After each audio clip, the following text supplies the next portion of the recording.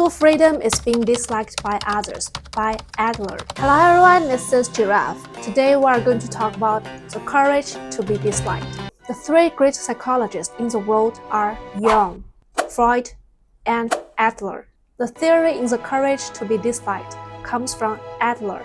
Adler was a psychologist born in Vienna, Austria in 1870. He was Jewish, and his parents were very wealthy business people. However, he was not very happy in his youth because he suffered from rickets. Through hard study, he went on to study medicine at the University of Vienna and earned a PhD in medicine. Because of his outstanding achievements in medicine, he was invited by Freud to join his psychoanalytic society. After several years of working together, they separated due to disagreements. Following the split with Freud, Adler went on to establish his own school of individual psychology. This school has had tremendous influence on the later generations because his psychology is highly practical. If you use Freud's theory, it is easy to get stuck in a dead end. Today we will introduce the most practical part in his philosophy, how to attain happiness in our lives. To discuss this, we must first introduce three core theories of Adlerian psychology. The first is called teleology. This theory is related to psychological trauma. What does that mean? It means if you have experienced some setbacks, pain, or major life changes before, they can lead to psychological issues for you. This is called psychological trauma. Many people have this kind of psychological trauma. Some cases are more severe, others are milder. Regarding psychological trauma, the views of Adler and Freud are completely different. Freud believed that if you have psychological problems now, they are caused by traumatic experiences in your past. Therefore, to solve your current problem, you must find that past experience. By healing that traumatic memory, your psychological wound is healed, and then your condition can be cured. The theory that your current issue is caused by the past is called etiology or causality. However, Adler completely disagrees with this opinion. Adler's teleology believes your current psychological issue is not caused by past events, but by your current purpose. For example, imagine a person who had conflicts with others when going out before and was even attacked. After that, he no longer dares to go outside and locks himself up every day. This is a psychological issue, right? Based on Freud's causality, the reason this person doesn't dare to go outside is because he was attacked before. So to solve this issue, you must make him painfully relive the process of being attacked. You must have him face that event bravely, so he will no longer be afraid of being attacked, will then dare to go outside, and his condition will be healed. In other words, if you are no longer afraid of this thing, you will no longer have this emotional knot. How do you stop being afraid? By constantly revisiting the memory. That makes sense. But you can also feel that Freud's treatment method is very painful because you need to constantly repeat your pain. However, if we use Adler's teleology to analyze this problem, the logic is different. It would say, this person doesn't go outside because he doesn't want to. It is not related to being attacked before. It is only that to achieve the purpose of not going outside. He purposely finds a past reason they attack to use as an excuse. So Adler believes that psychological trauma doesn't exist at all. Humans are not controlled by the past. If a person is not influenced by the past, then why doesn't he go out? Because not going outside is a more comfortable state for him. He is only finding this excuse purposely to achieve a more comfortable state for himself. What is the biggest difference between Freud's causality and Adler's teleology? It is this. Freud believes a person's present is determined by the past. What kind of past you have dictates what kind of present you get. Therefore, your present is dominated by your past. If you don't change the past, you cannot change the present. But I cannot change the past. Therefore, this field leads to a very painful and a nearly incurable situation. If you want to heal your mental trauma, Freud says the only way is to find the past reason and painfully work to untie that knot. However, Adler believes a person's present is determined by their current purpose. and this purpose is likely exists in your subconscious. That is to say, you yourself are not aware you have this purpose, but your brain has already started finding the reasons to justify it. Where does it go to find a reason? It goes into your memory to find a suitable reason, then rationalizes it, making you think that reason is what led to the result. But in reality, that reason didn't exist in the past at all. It is your present purpose. Therefore, the only way to heal your psychological trauma is to change your present purpose, not to find a past origin. This view is more reasonable because you have the initiative. Here is another example. Imagine you like someone and you want to confess, but you ultimately don't. Why? Because you say, I stutter when I am nervous, so you can't go confess. Based on Freud's theory, to make you confess, you must first solve the issues of stuttering when nervous. Solve this problem and then you can confess. But Adler thinks the reason you don't confess is simply because you don't want to. If you truly wanted to confess, it would have nothing to do with whether you stutter or not. You would definitely go and do it. So why don't you want to confess? You clearly wanted to. It is because you are afraid of being rejected. Not confessing is safer. It is more comfortable and fits your current psychological needs. That's the real reason you don't confess. This is the current state you can accept. Because you accept this state, you randomly grab a reason and say, I stutter. If you didn't stutter, you might find another reason. Therefore, generally speaking, Freud's causality is quite pessimistic because your present is decided by past that is hard to change, so you can only be left with regret. In contrast, Adler's teleology is very optimistic and positive. He believes your present is decided by your present, so if you want to change your life, you only need to change your current purpose. In other words, Freudian psychotherapy focuses on healing past wounds, whereas Adlerian psychotherapy focuses on building courage, the courage to change the present situation. Adler not only believed that psychological trauma does not exist, he argued that emotions like fear and inferiority are merely tools we use to escape reality. What's more, he believed that the decisions we make now can in turn affect the past by changing the meaning of your past experiences. For example, many have heard this story. Einstein was very slow as a child. In school, he couldn't even make a simple stew properly, so he was always laughed at by his classmates and teachers. Later, when Einstein became the smartest person in the world, this story of him failing to make a stew became an inspiring anecdote. It's the same event, failing to make a stew. If Einstein had truly remained a slow person, then this would have become a psychological trauma. But because he later became a very remarkable person, it becomes a story of contrast, a quirk of a genius. People's interpretation of the same piece of history will differ based on the different outcomes that follow. Therefore, the meaning of the past can be changed. So, to conclude in one sentence, Adler believed that people can change, and that change is possible. It is just that some people don't want to change. Both Adler's teleology and Freud's causality have their supporters in academia. You can often tell which school a psychologist belongs to by their treatment methods. If they constantly probe into what happened to you in the past, they are likely Freudian. The Adlerian approach, on the other hand, is more about constantly encouraging you and offering motivational insights. This is his first core theory. The second is called separation of tasks. This is a core theory for dealing with relationships. First of all, Adler believed that all human troubles stem from interpersonal relationships, saying that everyone would surely disagree because we feel life is full of all kinds of troubles that don't seem to all come from relationships. But if you think it over, you think you are poor because you have seen rich people.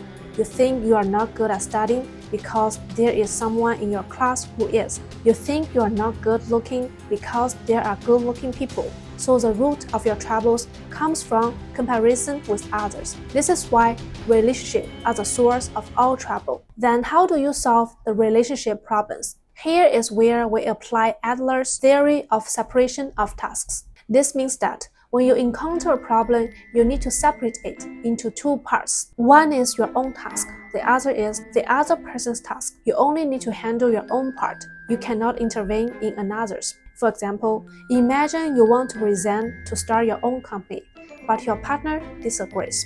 Many people may face similar issues. Today, let's use Adler's separation of tasks to resolve it. You want to resign to start your own company. Your partner disagrees. This situation is actually two separate issues. You want to resign to start your own company, and your partner disagrees. You want to resign to start a company is your task. Your partner disagrees is her task. According to the theory of separation of tasks, you only need to solve your own issue, which is you only need to make the decision and resign. Whether your partner agrees or not is her task. It is not for you to intervene. On the contrary, from your partner's perspective, she also only needs to solve her own issues, which is, if you resign, will she continue to be with you or will she marry someone else? She cannot intervene in your decision about whether or not to resign. At this point, you might ask, does this mean he just totally ignores his wife's feelings? The key insight is right here.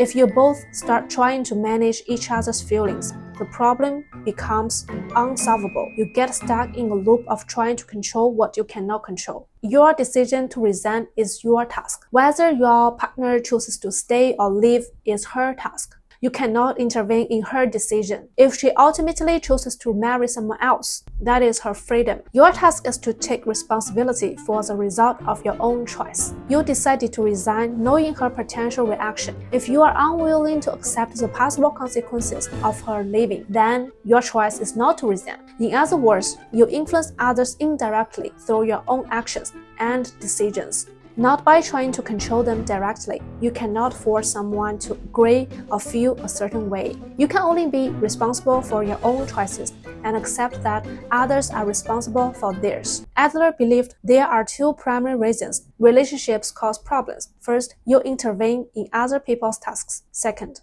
others intervene in your tasks. Therefore, to solve relationship problems, this must be thoroughly separated. But why do we intervene in others' issues? And why do they intervene in ours? The reasons humans intervene is to achieve a kind of psychological satisfaction, to fulfill a desire for control by influencing others, or to meet our own psychological needs through others' recognition.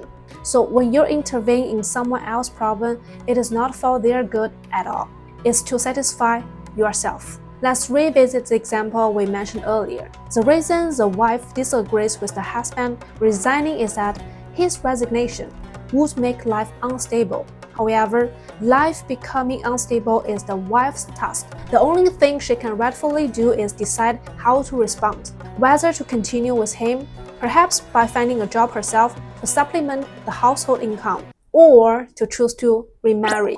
That is her freedom. Conversely, the decision you need to make is simply whether or not to resign. That's it. You should not be preoccupied with whether your wife agrees, because if you seek her opinion just to gain her approval, that is shifting responsibility. If you end up not resigning because of her, you might hold on that regret for a lifetime, and it could later become a point of resentment. If, on the other hand, your wife gives in, saying, "Fine, for you, even though I disagree, I will get another job and stay with you," but the venture fails, this will become a knot in her heart. Therefore, never emphasize, "I did this and that for you," and never demand, "Can you do this for me?" Don't seek that kind of transaction. The moment you do, relationships become very complicated and troublesome. In summary, your own matters are for you alone to decide, and you must be prepared to accept the corresponding results. It is crucial to note that Adler is not advocating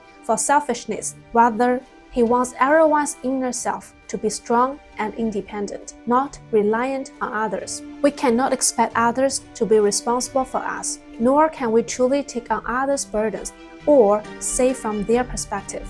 This means that when someone feels, "I did all this for you," the reality is that we cannot genuinely put ourselves in another's shoes because we are not that person. For example, one people may say, "I sacrificed a lot for you," but to the other person, that might feel like pressure. And this is the biggest root of relationship problems. It's the dynamic of I did it for you and you should do it for me, which ultimately leads to confusion where no one can clarify the real expectations. If our purposes are aligned, there is no problem. But if our goals differ, severe conflicts arises. As I mentioned, the reason people constantly intervene in others' lives or allow others to intervene is because we seek that psychological satisfaction. Therefore, when you care about others, it is not for their good, but for your own. Even if you believe you are acting with a full heart for them, in reality and in your subconscious, it is for yourself. That's why Adler particularly emphasized one thing.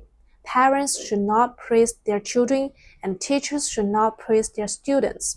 He believed that praise is a form of intervention. In fact, praise is a kind of brainwashing, and it belongs to the second level of brainwashing. It washes the subconscious, planting a seed in a child's deep heart. I study and work hard to receive praise. They do it for external reward, not because they are genuinely interested. This brainwashing leads them to view their self-worth as dependent on others' affirmation rather than on their own eternal sense of value. This is also a root cause of the severe competition we see in schools. So if we are not exist by pursuing others' approval, how should we exist? This brings us to Adler's third major theory, community feeling. What is community feeling? It is our deep-seated desire to be a valued and important part of a group. Adler believed humans should not pursue gaining others' approval, but should instead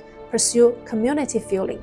This means we should not seek validation from specific individuals, but should seek to take on an important role or responsibility within a collective. This is how we genuinely feel our value and purpose. Our sense of worth should not come from others' approval, but from our contribution to the group. Therefore, Adler argued that no one should pursue competition. He viewed competition as a sign of low self-confidence. If you need to prove your value by comparing yourself to others, that is, by seeking their approval, then your existence becomes contingent and meaningless. So how do you demonstrate your value? Is it simply a matter of believing you have the value? Not quite. You demonstrate your value through your contribution to the group. So what is the biggest difference between others' approval and community feeling? If you exist for others' approval, you will not act when no one is watching. For example, you might do a good deed only if there are people around